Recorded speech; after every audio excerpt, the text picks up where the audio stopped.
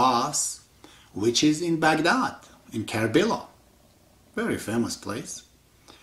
So my dad told me that, boy, this is how you were born. You were saved by the Saint Abbas. We believe that. And look at you. You have changed even your religion. You have gone completely out of Islam. You see how wrong you have gone, boy. You're not even a Muslim anymore. And you were saved by the Saint Abbas. I said, Father, I appreciate this, but I think your vision and your wish has come true, because I am custodian, janitor, doorkeeper of the servant of Abbas. This Abbas, though, is in the Baha'i faith. He is the son of Baha'ullah. His name is Abbas too. This Abbas is the Baha'i in the Baha'i faith. Oh, my father got angry. He says, wow, wow unto you, boy. Any times we tell you something, you have some kind of answer out of your sleeves. That's what he said. You just come up with answers out of it. Everything we tell you, you're just enchanted with this Baha'i faith. Nothing can change. I told him no. I think my destiny is intertwined with this issue. I was reading and the Some Answered Questions, one of the famous books of Abdullah, of 3 dates given into the Old Testament, Daniel, I think. One of them refers 1260 to the coming of the Bab. The other one is about Baha'ullah, 19 years after that.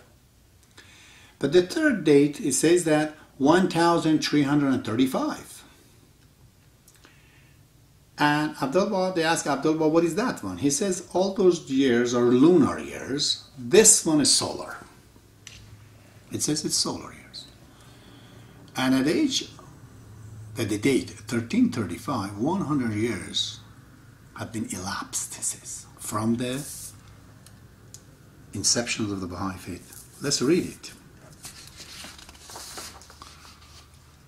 Under the number 1414 in a book called Light of Guidance, it says, now concerning the verse in Daniel, the interpretations whereof thou didst ask, namely, blessed he who cometh unto 1335 days. These days must be reckoned as solar and not lunar years. For according to this calculation, a century will have elapsed from the dawn of the sun of truth. When will the teaching of God be firmly established upon the earth, and the divine light shall flood the world from the east even unto the west? From the east comes unto the west.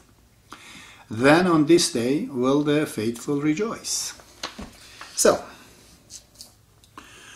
Baha'is, they say, normally, if you talk to them, even Shoghi Effendi's explanation, a letter written on his behalf, they're saying 1335 is equal to, from the inceptions of the Baha'i faith. So it was 1863 when Baha'i faith by Baha'ullah begins. 100 years after 1863, in 1963, where the universal laws of justice was established. So they say that, all right. So 100 years after the enunciations of the Baha'i faith, beginning of it, 1863, proclamation of Baha'ullah, 100 years passed, which would be 1963. However, 1335 in solar years of the Persian calendar does not become 1863. It's 1956. So 1956 is not 1963. There's a difference of 8 years. They say that solar time, this and that, but whatever they do, they cannot solve it. I remember my nephew said, this is a big dilemma in the Baha'i faith. According to him, he thought it is a dilemma. That no one knows what this means. Because 1335 of a Persian calendar is not 1963, which was the day universal laws of justice established. It's 1956. So, how do we respond? Because I told him it's very simple. I didn't tell him, I told him that you have to know the answer yourself. I'm not going to explain to you in particular. But it's very simple. 1335, according to Abdul, was 100 years past. So we go 100 years before 1335. We become to 1235, 100 years before. You see what happened then? It was the proclamation of Baha'u'llah? No. Something else happened. In the Baha'i faith, Baha'u'llah, after proclamations, he saw so much divisions among the Baha'i, Babis, the followers of the Bab. There were 25 people that are proclaiming they are the successors of the Bab, and they are the manifestation of God and all that. And Baha'u'llah says that I just decided for sure to go back and quit my prophethood, he says. He says that. He says, I swear to one true God that I will never return back. He was so serious that changed his name to Darwish Muhammad. In Baghdad, he went north to the Kurdish part, on the mountain of Soleimaniye, they call it, on the mountain range. No one knew where he is. Can you believe that? It's just so amazing that even his son, Abdul Baha, nobody knows where he is. He's just gone. In Baghdad, however, a Darwish Muhammad is becoming very famous. So there's one Darwish up in the mountain. It's very amazing Darwish. So the story is long, but somehow Abdul Baha finds about this. And he knows the writing of this Darwish Muhammad comes out in here and there, and they knew this is the Baha'u'llah. And Baha'u'llah came back. He said that I was swear to God that I will never come back. But decisions of God, he says, and destiny was something else. So he came down. What was that date? It was 100 years before 1335. It was 1235 when Baha'u'llah resumed his mission. He quit first. He resumed his mission. And that day, 1235, with the Persian calendar, solar years, 100 years past, it becomes 1335. I gave you a mystery. I know all the mysteries in the Baha'i faith. I'm a specialist in that. I can solve.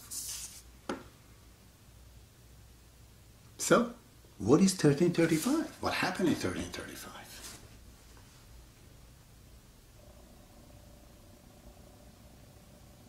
I told you, I guess, before once, if you ever heard of it. In 1335, I was born. In my identification card, it doesn't say 1335, it says 1337. Not 35, 2 years after. Why is that? It's because it was customary. Those days in Iran, especially in my area, people would not report the birth of the child to the government because of the compulsory drafting to the army. They didn't want the child to go to army so early, so soon, at age 18. So they wouldn't report him. Sometimes 2 years, sometimes 3 years. So my cousin, who's in Vancouver, he's 1336. Everyone again in Vancouver knows. He is 1 year younger than me. My mom says that you were walking when Amir was born. So 1 year younger than Amir, I would have been 1335. So, what is so special about me? Those who know what I'm saying and they contemplate on it, they will know. God always surprises people. If you read the Baha'i faith, in the writing of the Shoghi Effendi, he says, there cannot be one moment in the earth that there is no guardian.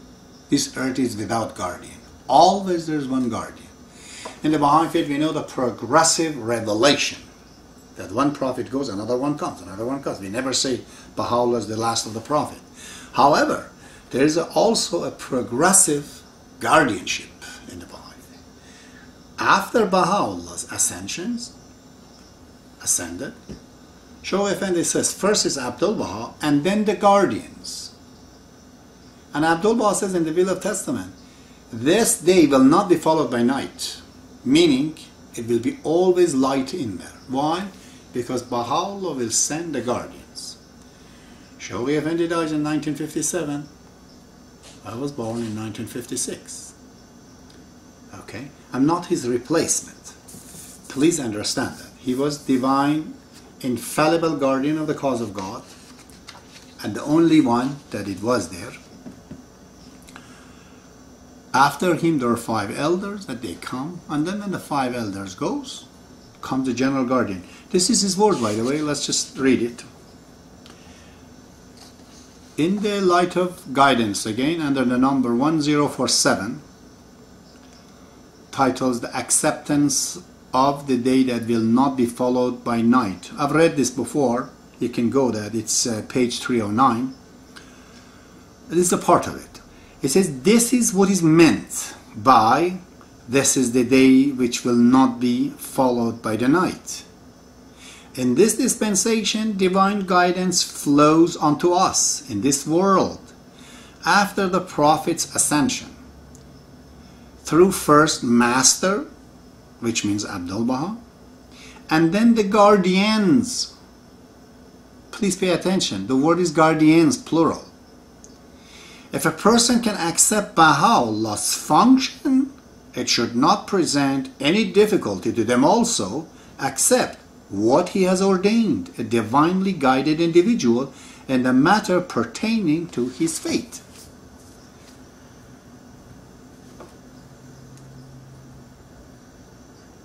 So, if Shaykh Effendi is gone in 1957, there has to be one, and it was one, born in 1956 in Iran. There are so many amazing things that has happened. My wife, she had a dream the word of God comes from my mouth. That's why she married me. I told you that Cyrus Saburi here in Fergus had a dream Baha'ullah's come to Guelph and he's a contractor. That Zohre Afshar in Thunder Bay, she had a dream that I'm building the house of Bob, and so many others. Now, all of these things to make you to contemplate and be more serious about this, none of which means I am anything better and bigger than you. At any time this goes into your head, you are wrong, my brothers and my sisters. There is no big and small in the spiritual world. Baha'u'llah himself says, when I compare myself to the servants of God, I find myself utter nothing. He says, I'm nobody, he says. This is Baha'u'llah. He might be the greatest teacher. God himself appeared to us. But doesn't mean that we are not important. We're so important as a student. We are the prince of the divine God. We're his children. The humanity is his son or his daughter. We are the child of God. He cares for us. We're so important that many, many prophets of God, they have come just for our sake. How could we say we're not important? Of course we are. All of us. Trust me.